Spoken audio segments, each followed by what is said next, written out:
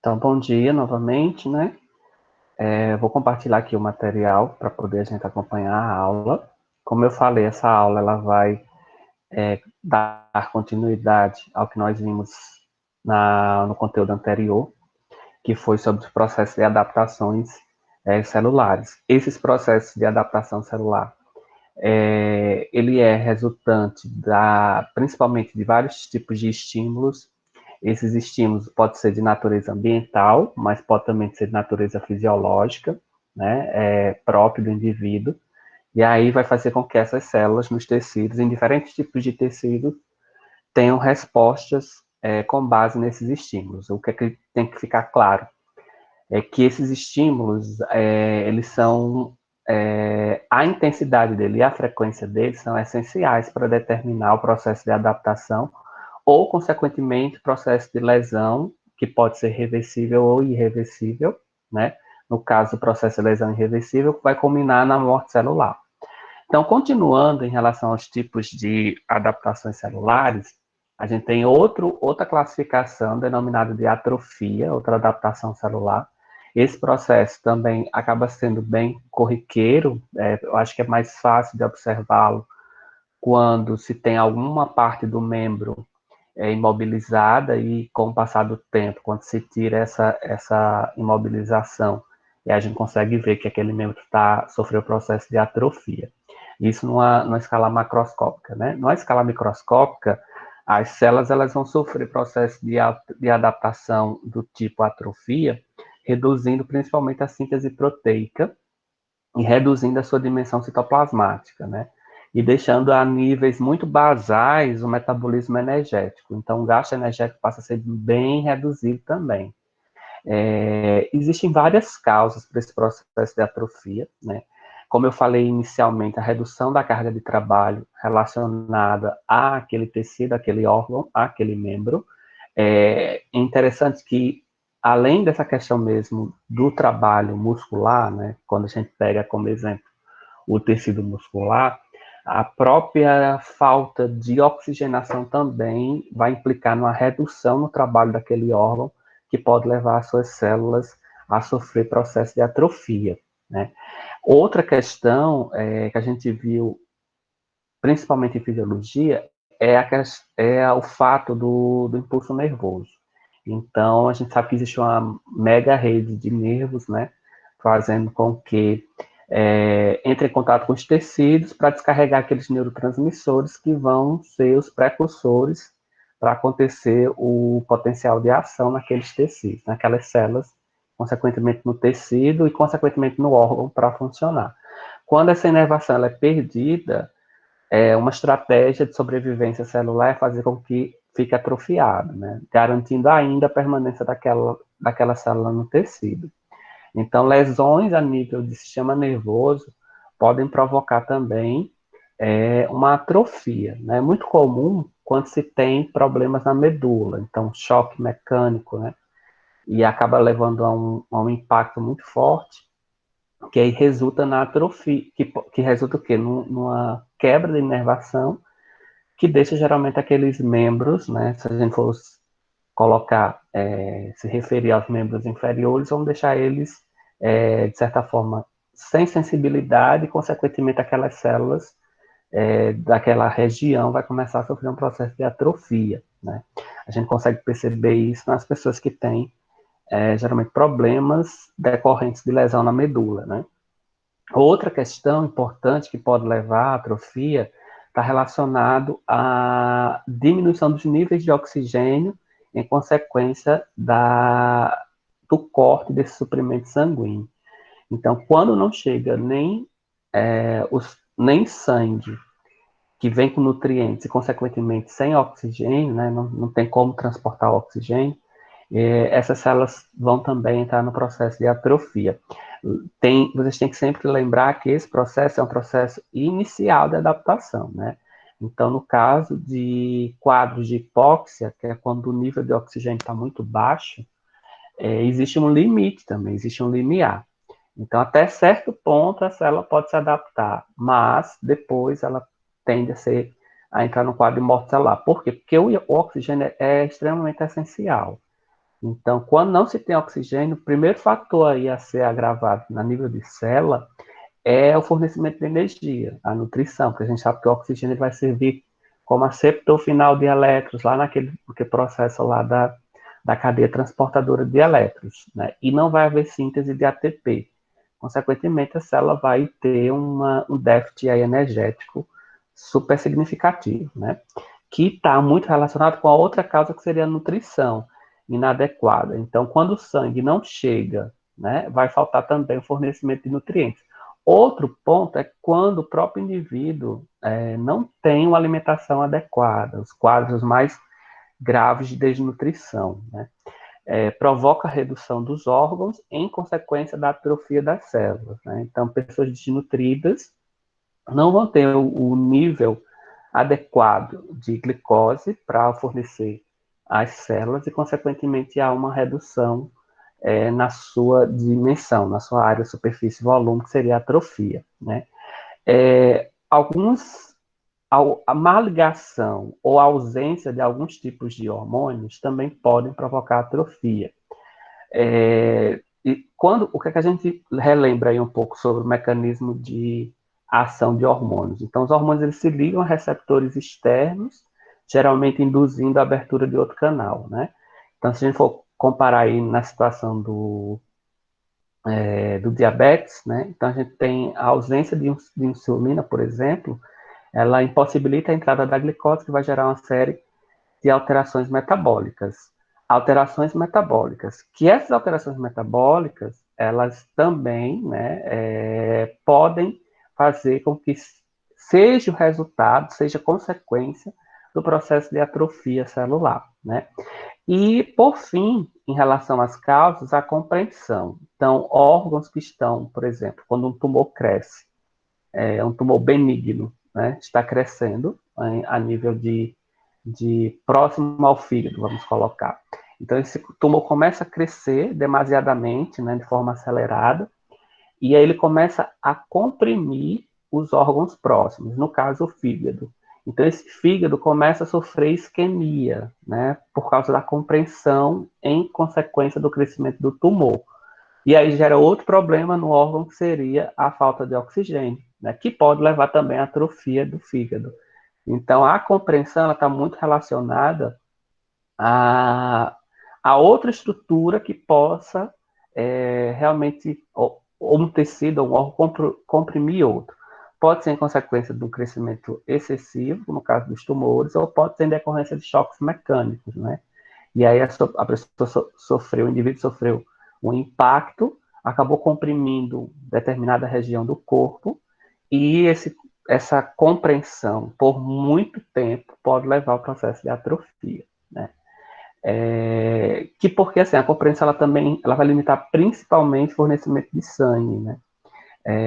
E aí, consequentemente, a gente tem esses outros efeitos, tá?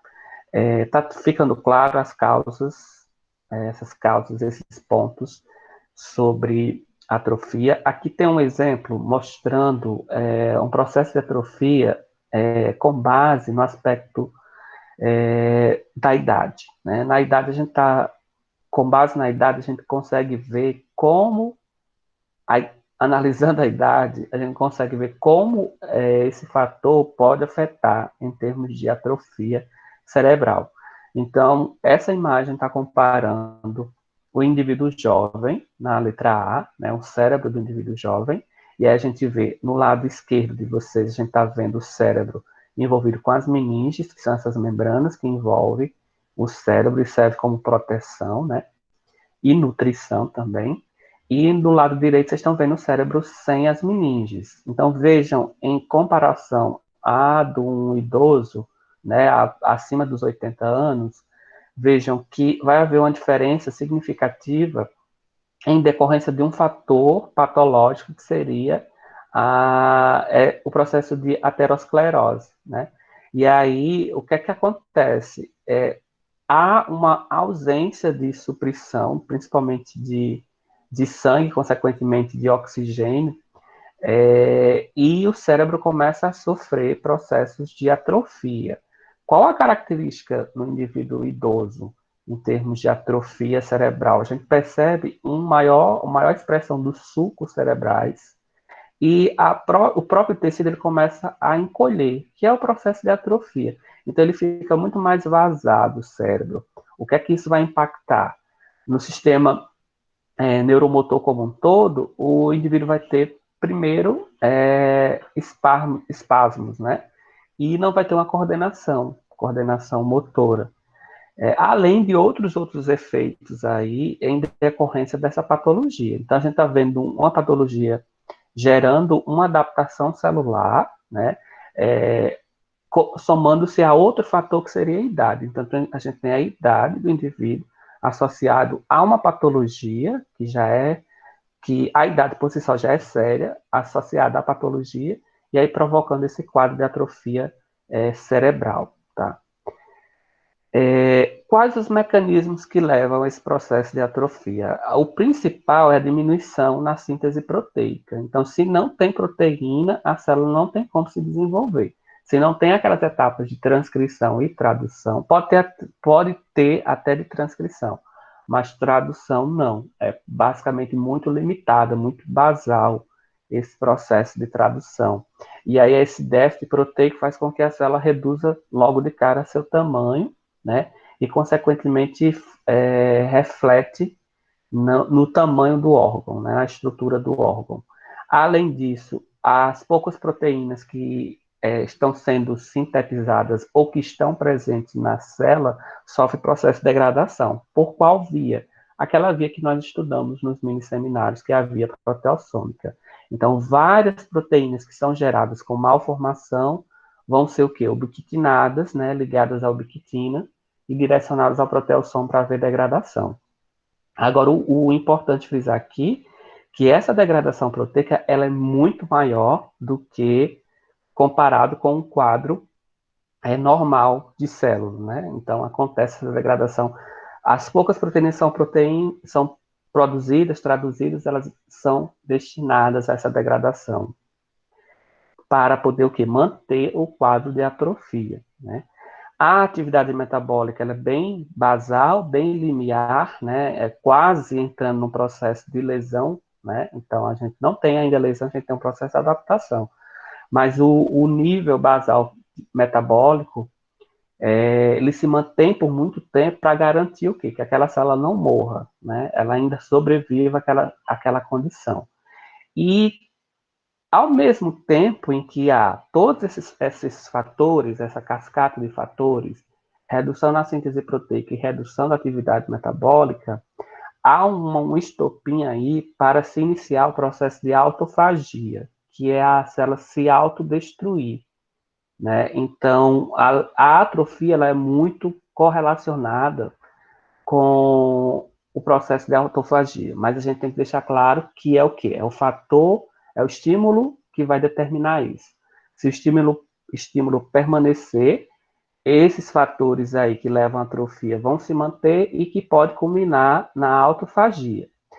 Esse processo de autofagia é muito iniciado, né? Ele é muito recorrente a partir do início da ativação de vacúolos. O que é que a gente tem em vacúolos? Só recapitulando aqueles mecanismos lá de transporte. Existem lisossomos, né? Então, quando a vesícula está lá com alguma substância que está entrando na célula por endocitose, ela se funde com vacúolos que tem lisossomos para haver digestão. No processo de autofagia que a gente viu, é algo interno, né, que vai ser digerido, né, destruído. Por que isso? Porque está havendo o quê? Uma redução metabólica, as próprias organelas que precisam de proteína não está sendo direcionada essas proteínas para as organelas, consequentemente elas estão ficando defasadas. E aí a célula percebe isso e direciona essas organelas para ser destruída a partir do aumento no quantitativo de vacúolos. Aí esse é um problema, porque o aumento também demasiado, né, de forma exagerada, provoca a autofagia mais rapidamente. Então, a célula, a partir do quadro de atrofia, ela já pode ser direcionada para o quadro de lesão de morte celular seria a lesão irreversível, né, a partir dessa expressão de vacúolos. Aqui tem uma imagem mostrando a presença desses vacúolos autofágicos no tecido nervoso. Então, a gente tem algumas áreas aqui de neurônios que tem alguns grânulos, né, de lipofuscina, que isso aqui nada mais é do que acúmulo de lipídio no sistema nervoso. A gente está vendo aqui as células do tecido nervoso, os astrócitos, e a gente está vendo também aqui um prolongamento desses vasos que nutrem o sistema nervoso, e em branco, né, há uma rede mais ou menos de vacúolos interligando capilares. Então, esses vacúolos eles começam a aumentar o quantitativo, né, e aí resulta na própria destruição a nível celular e, consequentemente, a nível de tecido, como a gente está percebendo na imagem da figura 8, a figura 9, né? Dúvidas sobre atrofia, gente?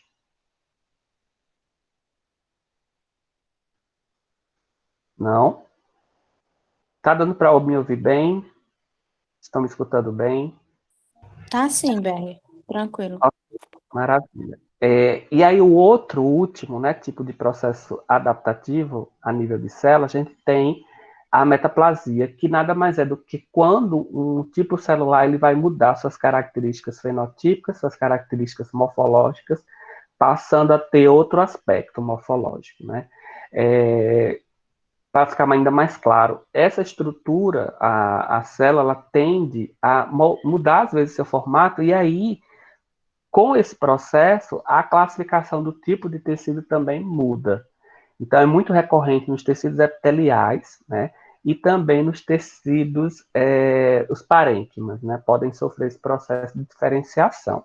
O que é que vai levar a um tipo celular mudar completamente o seu aspecto morfológico para outro? É a prevalência do estímulo, que geralmente são estímulos nocivos, né? Na imagem, a gente está vendo a modificação de um tipo de epitélio que seria o epitélio colunar, com esse aspecto mais alongado e, ao mesmo tempo, ciliado, né, para um aspecto em que vai ficar as células com a dimensão totalmente reduzida, que a gente chama de epitélio escamoso. Né? Isso aqui é muito recorrente em pessoas que fumam, né?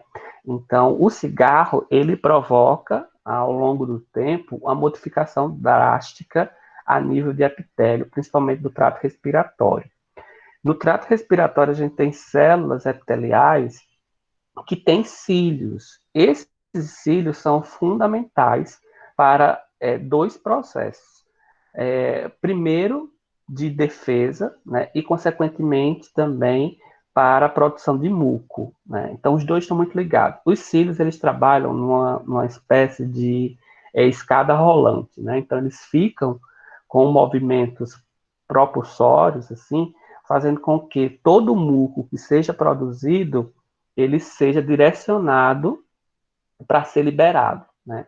Quando não se tem esses cílios, a célula já vai reduzir sua produção de muco e, consequentemente, vai ficar mais frágil, porque não vai ter esses cílios que vão auxiliar também na eliminação de possíveis patógenos. No quadro de fumantes, né, o que acontece? É totalmente modificado o epitélio, ele vai ficar num quadro seria escamoso, então as células elas estão mais reduzidas em termos de área, superfície e volume, e também sem presença de cílios.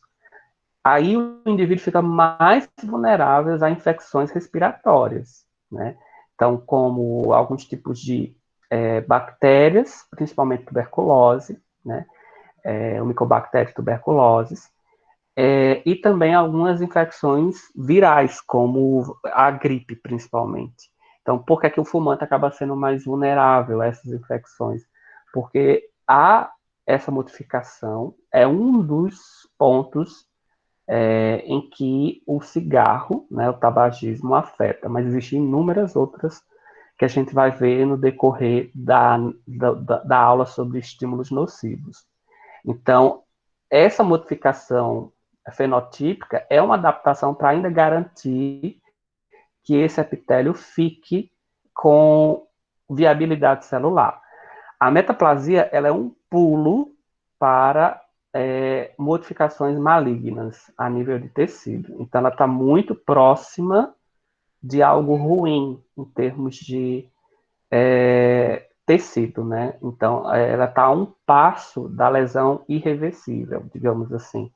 Então, vamos analisar a questão do cigarro. Então, quando o indivíduo fuma por um ano, isso aqui é capaz de se reverter, né? Então, o epitélio, à medida que o indivíduo começou a fumar, modificou seu aspecto, mas ele parou de fumar. Isso aqui pode voltar, as células podem voltar a ser um epitélio colunar, né? Ciliado.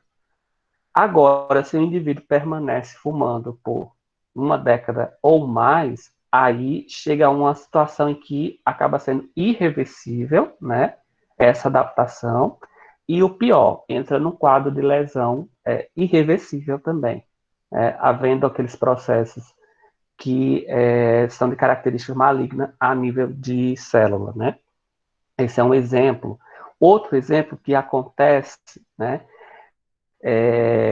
Que pode acontecer também é no tecido conjuntivo ocular, essa modificação do tipo de epitélio. Quais os mecanismos que podem levar ao processo de metaplasia? O primeiro, né, é que alguns tecidos, né, eles têm uma potencialidade de modificar a partir da presença de fatores genéticos que podem induzir isso. Né? Então, a gente viu células tronco têm essa capacidade. Então, eu não vou dizer que essas células aqui, elas sejam células tronco, mas é porque elas têm uma característica de possibilitar essa mudança fenotípica em decorrência da presença desse estímulo. Então, o principal fator, o principal mecanismo para começar essa diferenciação é que haja uma linhagem muito parecida com células tronco, né? Além disso, existem outras substâncias que vão afetar essa diferenciação. A produção de substâncias inflamatórias, citocinas. Então, o cigarro, como a gente vem discutindo agora, ele é um indutor também de substâncias inflamatórias, e essas substâncias inflamatórias induzem as células a mudar sua estrutura, sua morfologia. Fatores de crescimento, esses fatores de crescimento, eles são específicos para mudar o tipo celular. Então, a célula, ela está sofrendo aquele efeito, ela produz o seu próprio fator, como a gente viu no esquema anterior, que vai agir sobre as demais células ou sobre ela mesma, possibilitando essa mudança nas características morfológicas, né? E também os fatores externos. Então, os fatores externos, como eu falei, podem ser esses estímulos nocivos, né? Principalmente fatores como o cigarro, como substâncias químicas presentes em agrotóxicos, presentes em pesticidas, né? Como também alguns fatores correlacionados agora eu me esqueci o que é que eu ia falar. Enfim, são esses fatores químicos, né? Fatores.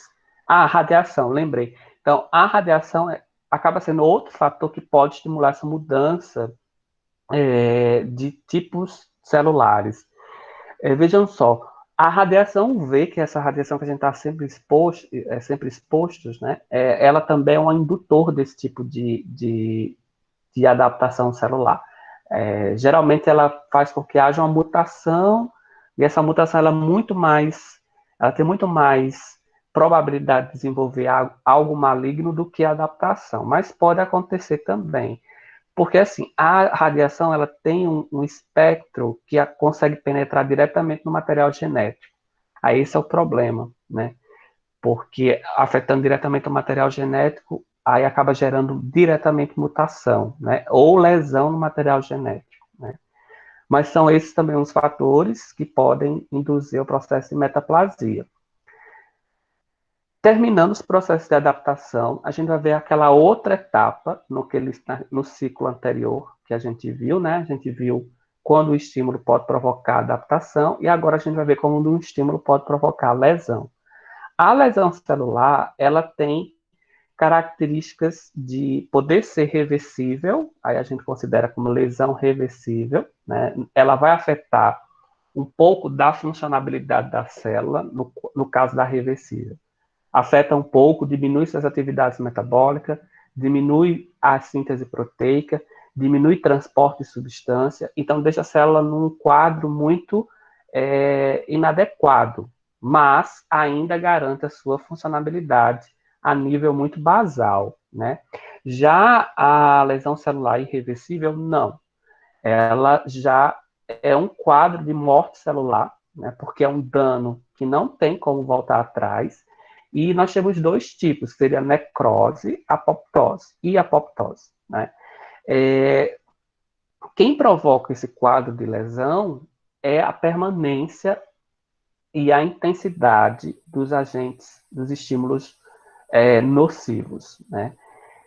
Vejam só, que eu posso caracterizar estímulo nocivo quando gera lesão celular, né? Quando esse estímulo não gera lesão celular, gera adaptação, eu chamo ele de estresse, né? É um estresse adaptativo, tá? Existe esse limiar também nessa diferença.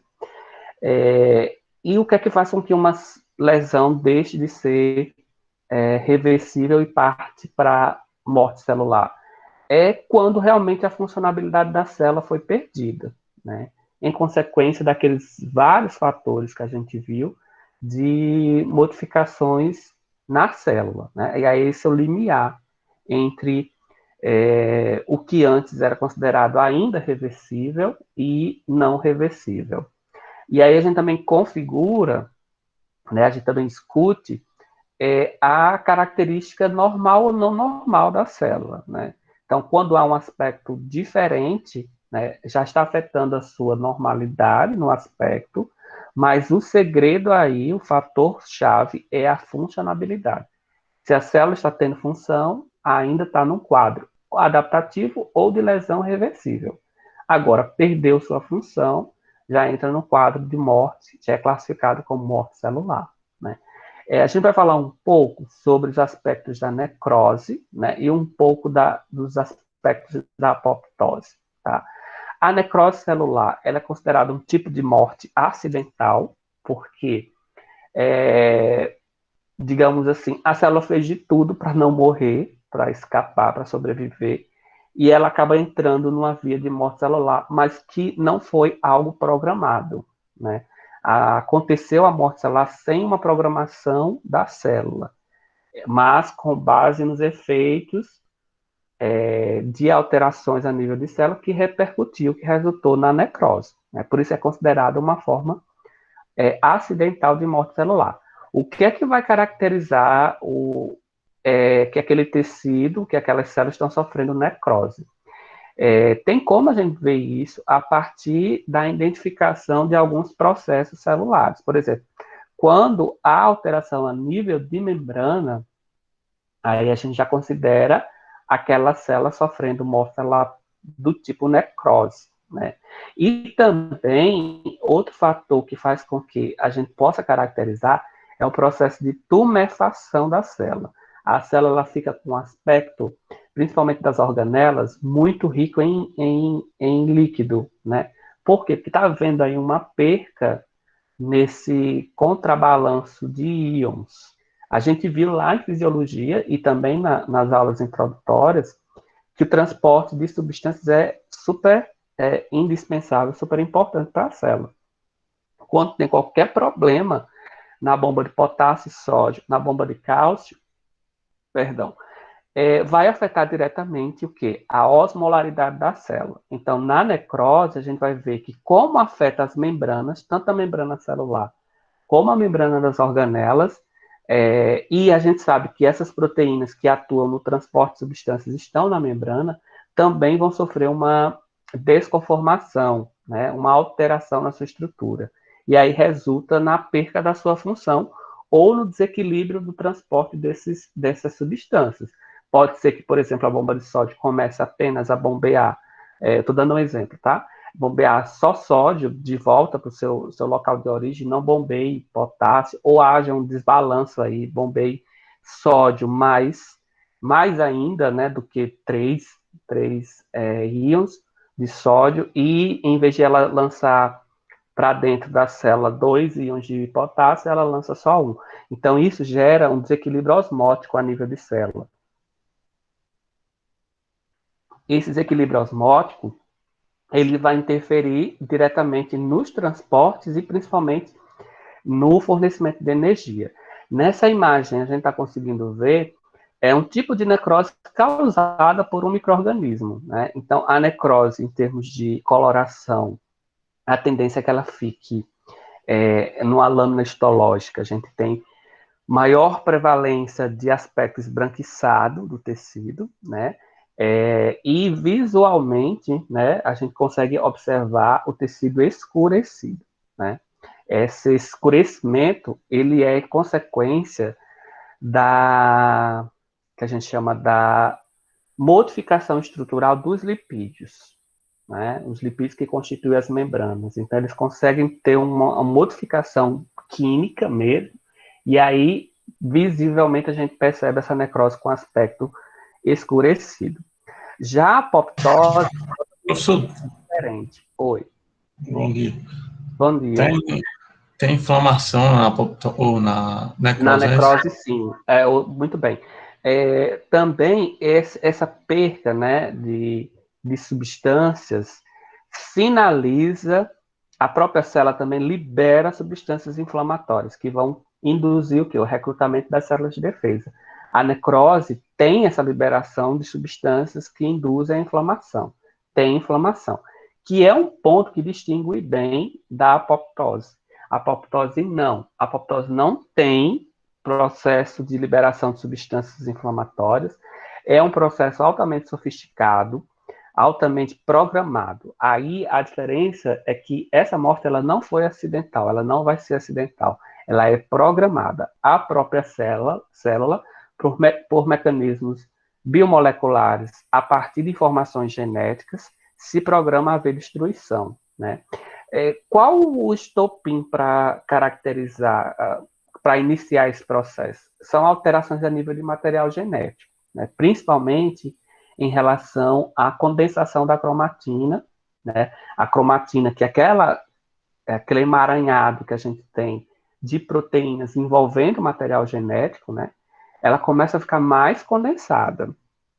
Gente, aí a pergunta que eu faço para vocês tentar lembrar. Quando a cromatina está condensada, acontece processo de transcrição ou não?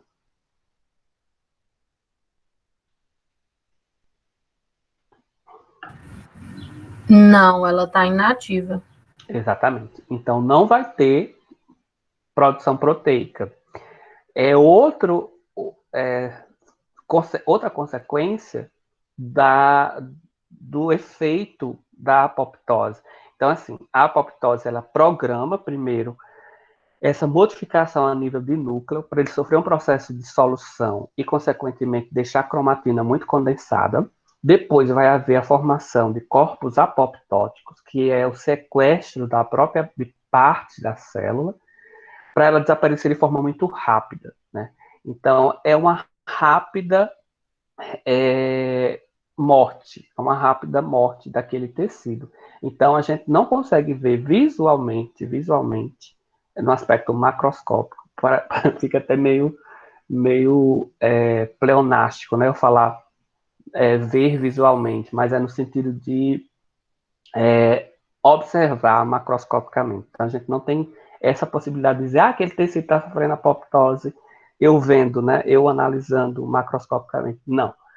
Até mesmo histologicamente, a gente não consegue perceber tão claro. Por quê? Porque a apoptose vai deixar vácuos, né, buracos no tecido, porque a célula foi totalmente eliminada ali daquele tecido. Diferente da necrose. A necrose vai fazer com que todo aquele emaranhado de membranas com organelas fique ainda no tecido, né? Por isso que gera inflamação. O que vai retirar esses restos aí são as células de defesa. Aqui não. Aqui a célula totalmente desapareceu por uma questão de programação. Olha como acontece. Então, a gente tem uma informação a partir do núcleo. Esse núcleo vai fazer com que a cromatina se condense por aqueles fatores moleculares. consequentemente, a formação dos corpos apoptóticos, sequestrando todas as organelas. Aí outra pergunta que eu faço para vocês, onde é que existe material genético? Só tem no núcleo ou tem outra organela? Material genético.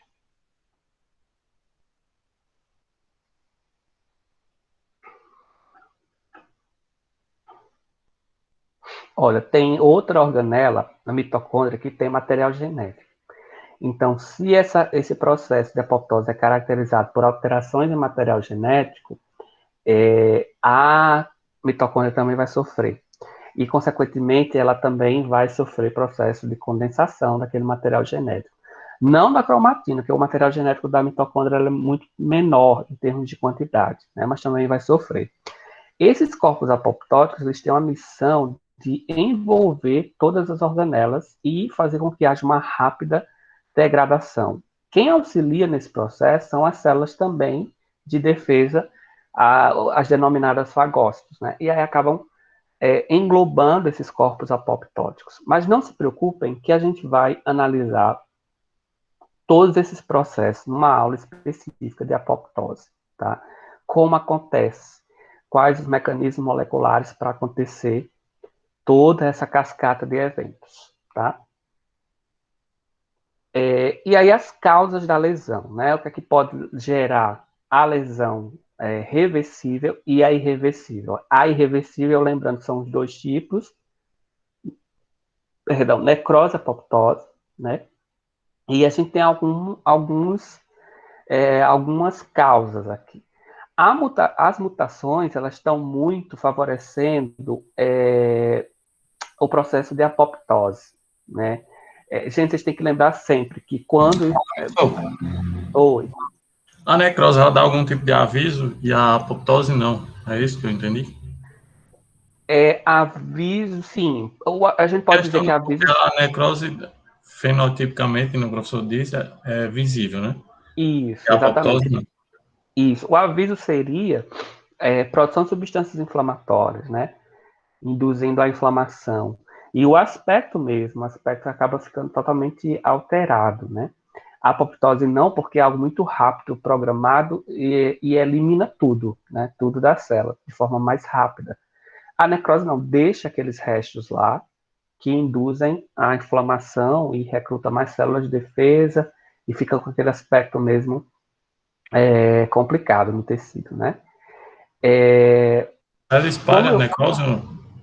Não, ela não é... Ela pode, se diz assim, se espalhar em termos de contágio, como fosse um contágio. Meio que assim. Sim, não. Ela se mantém local, né? No local. No local onde está acontecendo aquela presença daquele estímulo. Por exemplo, se for a nível de cigarro, como a gente está colocando, onde vai prevalecer esse quadro de morte celular? Nas células do trato respiratório, né? Primeiramente. Porque é a porta de entrada daquele estímulo, que seria o estímulo nocivo do cigarro. Mas a gente sabe que no cigarro tem inúmeras substâncias químicas altamente tóxicas, né? E aí elas refletem também em outros, praticamente em todos os sistemas, né? E aí a necrose, em termos de, ela acaba sendo pontual com base no ponto de entrada daquele estímulo, né? Mas ela não tem essa capacidade de se disseminar, não, né? Vai depender, logicamente, da área de maior abrangência com esse estímulo, né? Com esse estímulo nocivo. Mas se tratando, por exemplo, de cigarro, a gente não pode definir o local. Agora, se tratando de diabetes, sim. Né? Diabetes a gente tem, principalmente a gangrenosa, né? Que ocorre nos membros inferiores, no pé, principalmente, né? E aí sim, aí já tem uma direção de que aquela patologia pode desencadear necrose nessas áreas, né? E também nas extremidades dos dedos, né? Das mãos, nas pontas dos dedos também pode acontecer, tá? Marcelino, As causas, bactéria também poderia ser considerado um estímulo, sim, é um estímulo mas nocivo. nesse caso ela ia se propagar, né? Depende. porque as bactérias também têm uma predileção por alguns tipos de tecido. Ó. Nessa imagem aqui, esse tipo de necrose foi causada por bactéria, né? Aqui é um tipo de necrose provocado por Mycobacteria tuberculosis, né? Nesse caso, não, perdão, aqui é por E. coli. Mas se a gente fosse tratar, por exemplo, de uma bactéria que tem uma alta capacidade de ficar latente, né, e formar o que a gente chama de ninhos, que é a bactéria da tuberculose, ela vai afetar especificamente os alvéolos pulmonares, né, principalmente. Aí não, ela não vai ter a capacidade de disseminar, porque o foco dela, né, pela questão mesmo de interação química com a célula, ela tem maior facilidade nas células do trato respiratório, especificamente a região alveolar. Mas o que acontece? Hoje, já se sabe que indivíduos podem ter tuberculose não só no pulmão, pode ter no intestino, por exemplo, né? Aí é no quadro atípico. Se eu for me referir, por exemplo, a E. coli, é uma bactéria que está prevalecendo, dificilmente, você pode encontrar em outro lugar, no caso de uma bactéria super resistente, né? E aí ela pode se disseminar. Mas, no caso da E. coli, ela tem uma prevalência, uma predileção por trato gastrointestinal, principalmente intestino grosso, né? E aí é mais fácil ela induzir necrose naquelas áreas, né? Naquelas áreas que ela tem maior afinidade molecular. Deu para entender essa questão? Ela é, sim, um fator nocivo. É uma das causas também. Ó. A gente vai ver que esses estímulos nocivos, a gente tem uma porção, né? A privação de oxigênio, só terminar a mutação que eu estava falando, a mutação, ela está mais favorecendo o processo de apoptose. Por quê? Porque ela acontece a nível material genético. E aí a gente tem que fazer um pouco mais essa relação. Eu não vou definir sempre que determinado estímulo vai provocar determinado tipo de morte celular. Não. Mas com base nos seus mecanismos, a gente pode enxergar mais ou menos qual o resultado, qual vai ser o tipo de morte celular. Então, estímulos nocivos que irão afetar a membrana, vai provocar o quê? Provavelmente necrose, né? Estímulos que afetam o material genético, provavelmente apoptose. Pode um estímulo afetar os dois? Pode. E geralmente acontece. Acontece não só isolado, mas em cadeia, né? Em conjunto. E aí pode gerar e fica naquela situação, necrose ou apoptose, né? Ou pode acontecer os dois tipos no mesmo tecido. Algumas células vão ser mortas por apoptose, outras células vão ser mortas por necrose, tá? Olha, em relação aos estímulos nocivos, elencando aqui o oxigênio, vai gerar o quadro de baixa concentração, né? Quando esse oxigênio não está disponível, ele vai ter como consequência aí afetar o metabolismo energético, né? As causas da hipóxia, que é a redução na concentração desse oxigênio nos tecidos, pode ser várias. A isquemia, que é quando o sangue não consegue chegar àquele local, né? Pode ser por aterosclerose, como a gente viu no exemplo anterior, que aí causa aquela obstrução no vaso e o sangue não chega suficiente para poder nutrir e fornecer o oxigênio, né? Por alguma região que esteja não sofrendo oxigenação suficiente, seja em decorrência da isquemia, ou seja por choques também, lesões, não vou dizer lesões, senão vai confundir, mas choques mecânicos mesmo, choques pontuais, né? A pessoa sofreu uma pancada, aí vai surgir um hematoma. Aquele hematoma é consequência do quê? Da baixa oxigenação daquele local. Aí forma aquele aspecto escurecido, né? Agora é pontual, porque depois não vai estar permanente aquele motivo do choque, né? Vai ser pontual. Professor, pode ser por uma reação alérgica também? Também pode sim. Por exemplo, quando você tem pessoas que têm alergia a camarão, né? Não só camarão, mas camarão é mais fácil de entender. Por quê? Porque muitas pessoas têm, e aí causa logo edema de glote, né? Você vai ter aquele aumento dessas áreas, fazendo com que haja obstrução do canal respiratório. Aí sim, então você está tendo um problema alérgico que induz hipóxia, né? Que induz hipóxia nessa situação, tá? A redução do transporte, pessoas que têm, a gente está vendo aqui, em relação à quantidade de hemácias, né? Pessoas que têm anemia, elas vão ter uma redução no transporte de oxigênio, né? E aí é engraçado que a pessoa fica, não pode fazer nenhum tipo de esforço, né? Porque aí já sente aquele cansaço, já fica com falta de ar, e é um fator muito sério, né? Porque é um dos estímulos nocivos aí para gerar lesão celular. E a hemorragia, que é quando se tem um extravasamento excessivo de sangue em consequência daquele mecanismo que a gente viu, feedback positivo, né? Vai lançando mais sangue, e aí quanto mais sangue sai, mais sangue é sinalizado a ser liberado. E aí a pessoa fica sem a concentração ideal de oxigênio. Além disso, a gente tem outros estímulos, destacando os infecciosos que a gente estava falando, como anteriormente, né, no processo de necrose. Bactérias, vírus, parasitas no caso protozoários, né? E também algumas proteínas, como prions, né? Tem essa capacidade de infectar e aí gera um quadro de morte celular. Aí, exemplo, bactérias, como a gente discutiu agora, no caso da necrose, e principalmente vírus, né? Vírus, por ter uma especificidade intracelular, ele só consegue se desenvolver dentro da célula, então é muito mais agressivo, né? Além desses, a gente tem os físicos, né? Os choques mecânicos, né? Temperaturas e também a radiação, que é um dos que eu destaco também, que é um dos estímulos que a gente vai falar muito, principalmente a UV, que é essa que vem a partir da radiação solar, né? Agentes químicos, é interessante destacar que não só esses produtos agrotóxicos, pesticidas, não, mas as próprias medicações, né? Remédios, eles também interferem, eles ajudam, mas eles têm um efeito, né? Efeito que acaba sendo nocivo.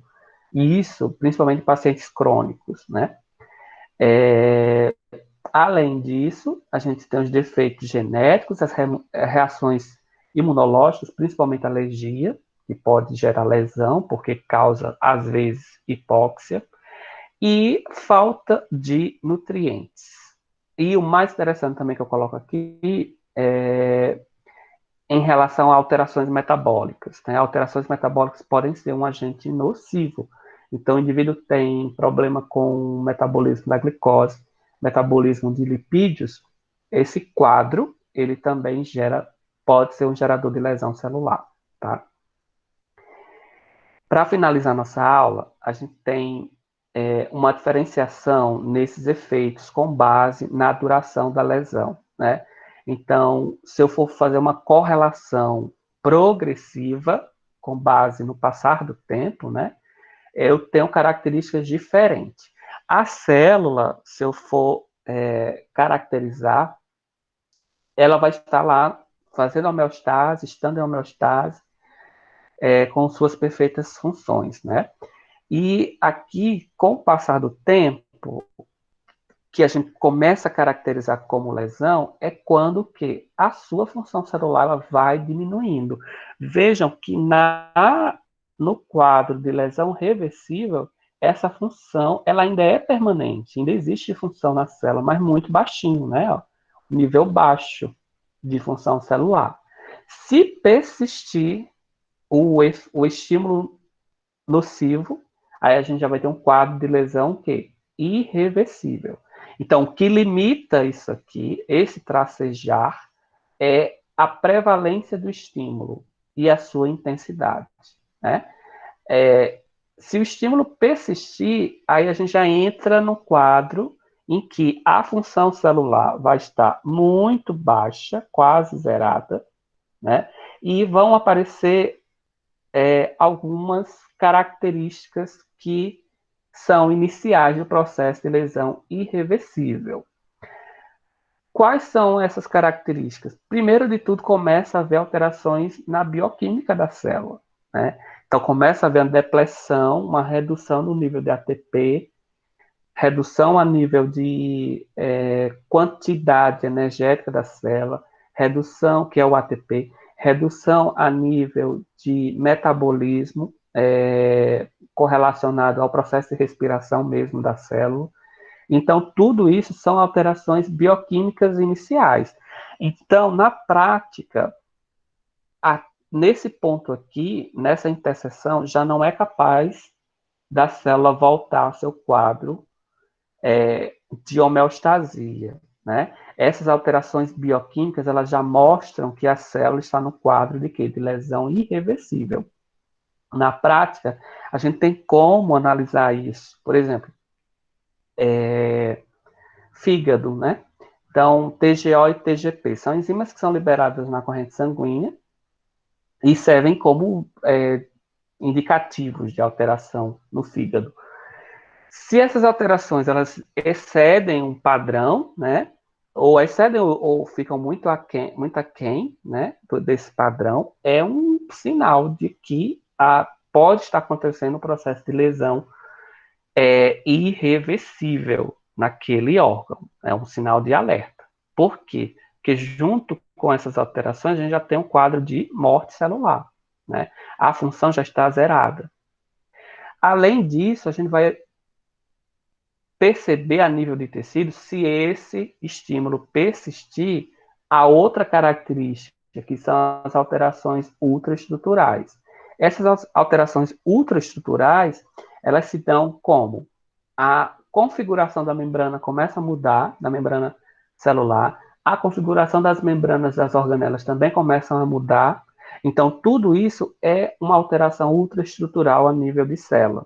É perceptível em termos de corte histológico. Então, foi fazer um corte histológico, analisar lá aquele tecido, então vai ser possível de observar essas alterações, né? Não só, aqui a gente não está falando em bioquímica, a gente está falando em morfologia, né? Se o agente nocivo persistir, aí já entra em alterações a nível microscópico, que não vai ser perceptível, então só vai ser perceptível com auxílio do microscópio, um microscópio ainda com capacidade de resolução melhor, porque essas alterações microscópicas, elas estão a nível de quê? De material genético, né? Que não é perceptível a partir da resolutiva do microscópio óptico, tá? Macroscópio, perdão, mas é perceptível a nível de alterações ópticas, visualizadas a nível de microscópio óptico a eletrônico, né? Essa percepção ainda é mais apurada. E, por fim, a gente tem as alterações morfológicas no aspecto macroscópicos. Então, vejam só, a gente tem alterações ultraestruturais, alterações a nível de microscopia, né, muito pequena, e alterações morfológicas que conseguem ser perceptivas com o passar do tempo. Então, existe um avanço, né? A gente tem bioquímica, ultraestruturais, óptica, e aí a gente já tem um aspecto maior, que é quando a prevalência desse fator, desse estímulo, já está numa alta escala. E aí consegue ser observado. Por exemplo, a necrose gangrenosa, que é perceptível nas pessoas que têm diabetes. Então, aquele tecido já passou por todas essas fases aqui, para chegar a um ponto em que já é perceptível a olho nu, né? Então, vejam que a lesão celular irreversível tem etapas também, né? Essas etapas, a principal, posso dizer assim, a mais importante, são essas aqui, essas duas, porque ainda assim são capazes de se ter um diagnóstico, né? Apesar de já se estar no quadro de lesão irreversível, mas pode evitar que as outras células daquele tecido entrem em lesão irreversível, tá? Então, isso aí é o que faz com que haja diferentes tipos de etapas dentro do processo de lesão, tá? E aí acaba servindo essas etapas como indicativo desse progresso da lesão celular, tá? Dúvidas, pessoal, sobre essa imagem, esse esquema? Não. Não? Ó, vamos ficar por aqui, que aí a gente termina a necrose e apoptose na próxima aula, porque vou dar mais ênfase em necrose, tá? Deixa eu só ver aqui. Tá, deixa eu só explicar esse esqueminha, que aí eu paro aqui em lesão celular reversível, tá? Aqui mostra a diferença nos aspectos pontuais, né, característicos da necrose e da apoptose. Na necrose, a gente vai ter o quê? Modificações a nível de membrana, tá? Na célula normal, essa membrana vai começar a sofrer processo de tumefação em decorrência daquela falha no transporte de íons, né? E vai formar, olha só, bolhas. Gente, essas bolhas são diferentes de corpos apoptóticos, que é o que aparece aqui, tá? Essas bolhas, elas estão aonde? Ainda junta com a membrana, não há fragmentação, né? Aqui vai haver o que? O rompimento da célula, liberando as substâncias, principalmente, substâncias que vão induzir a inflamação. Essas figuras de mielina são substâncias que podem induzir a inflamação e são substâncias indicativas do processo de necrose, tá? Na apoptose, diferentemente, olha só, a célula se mantém numa organização, fazendo com que essa cromatina fique condensada, começando a surgir os corpos apoptóticos, que seriam as pontes, né, ou bolhas na extremidade, mas são ainda são antecessores ao quê? Aos corpos apoptóticos. Então, essas blends, essas como se fossem sacolas, ou então como se fossem vesículas, né? Elas são as precursoras para os corpos apoptóticos, que vão se fragmentar. Então, a célula rapidamente se fragmenta, né? E caracterizando o quê? A apoptose. Esses corpos apoptóticos vão ser ingeridos pelos fagócitos, que vão fazer com que haja eliminação completa. Esse fenômeno é muito rápido. Aqui é maior o tempo de permanência, mas também vai ter o quê? Presença de células inflamatórias, células de defesa com base na produção de substâncias inflamatórias. Então, esse esqueminha mostra essa diferença entre os dois processos, tá? E a gente fica por aqui, que na semana que vem a gente completa esse capítulo, tá? É o capítulo 2.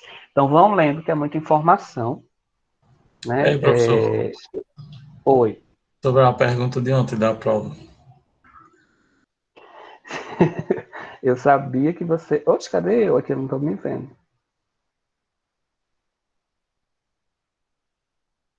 Vocês estão me vendo, gente? Sim. Agora apareceu.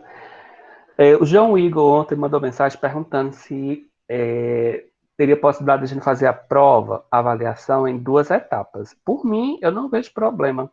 E eu queria saber de vocês, se todo mundo concorda ou não. Como assim, 2 etapas?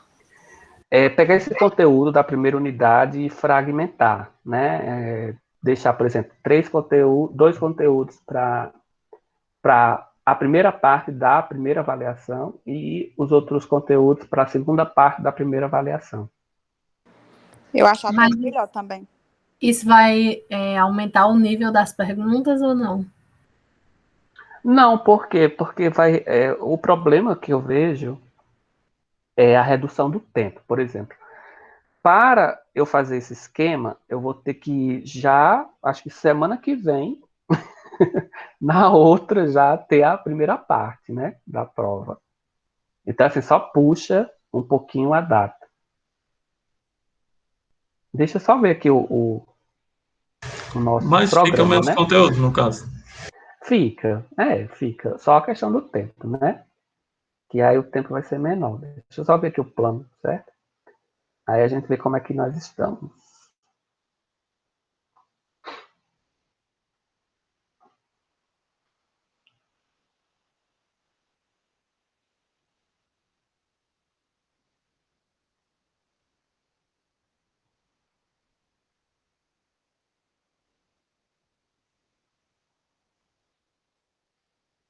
Olha, estão conseguindo ver, né?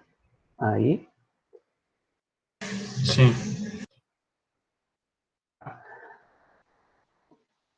Deixa eu ver aqui. Ó, então, para essa primeira parte, a gente poderia colocar adaptações e estímulos nocivos, adaptações celulares e estímulos nocivos, mecanismo de lesão celular, né? Nessa primeira parte. E aí, em vez dessa aula prática, não é que eu vou tirar a aula, não, mas a data. Então, a gente pode botar a primeira parte aqui. Lógico que vai ter um pouquinho de alteração na data aqui, né? E deixar essa parte apoptose, necropoptose, piraptose e autofagia para ser a segunda parte. Né? Porque, se eu não me engano, Aí a gente... e tem reparação e cicatrização tecidual. Gente, o que é que vocês acham? Eu estou falando assim rápido porque eu não programei, né, ainda, mas eu posso programar isso aqui e ver com vocês, porque o conteúdo mesmo é só essa parte de introdução, a patologia, adaptação celulares, mecanismos de lesão. Aí nós faríamos a primeira parte. A segunda parte ficaria a apoptose e os demais processos e reparo e cicatrização tecidual. O que é que vocês acham? Agora vê só a data certa que seria a avaliação, professor. Aí eu preciso ver com mais calma, João, porque assim, eu não vou dizer logo para eu não me comprometer em relação à data, porque eu preciso ver em quanto tempo eu vou levar para dar esse conteúdo, sabe? Porque a gente está indo bem, Porque pelo que eu estou bem vendo aqui no devagarzinho. chat, eu acho que todo mundo concordou. Então o professor olha aí, dá a Aí notícia lá eu no digo grupo e a para gente. vocês. Tá certo, tá bom então, pode ser. Se eu fazer só uma estimativa, eu não estou fechando a data não, tá? Mas eu vou fazer uma estimativa aqui, com base na data. Na semana que vem, 22 e 23. Eu acho que a gente fecha o conteúdo 23, então provavelmente dia 29. Provavelmente, né? Então não tenho certeza. Tá? Ou dia 30, não sei. É uma Tá prova bom? normal, né, professor? Porque o povo está preocupado com o A tanto de prova oral, perguntas. né? É uma prova oral, né? Ó, que eu tinha, prova oral. Tá certo? Marcelino, por mim, pode marcar já. Fica até melhor. Tá bom. Tá, mas aí eu preciso ver as datas com calma. Oi. Eu concordo, mas tem 21 pessoas na chamada e só 4 responderam no grupo e talvez umas 2 Não, aqui. lógico. É bom todo mundo se Então, assim, posicionar, né? vamos fazer um No acordo, grupo, né? no grupo.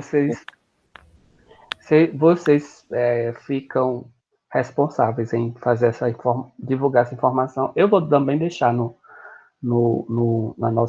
nossa página da disciplina, mas aí vocês comunicam aos demais, eu vou deixar lá bonitinho. É a proposta de vocês. Foram quantas pessoas que acataram aqui? A gente já tem maioria, né? Acho que Aqui, umas todo 6. mundo aqui, gente, concorda. Eu estou vendo 20 pessoas Por online, mim né? dá certo. Por mim dá certo. Então faz uma votaçãozinha, né, para ser democrático lá no grupo, né? Dizendo quem quer, quem não aceita, tá bom? Que aí, pelo menos a gente já está divulgando e ao mesmo tempo está vendo se a maioria acata ou não na proposta. Tá? Então, bom fim de semana para vocês e vão dando uma lida no material. Até então não tem atividade, tá? Ei, Berto, só uma Professor, dúvida. O trabalho de imunologia foi corrigido? Oi? O trabalho de imuno foi corrigido já?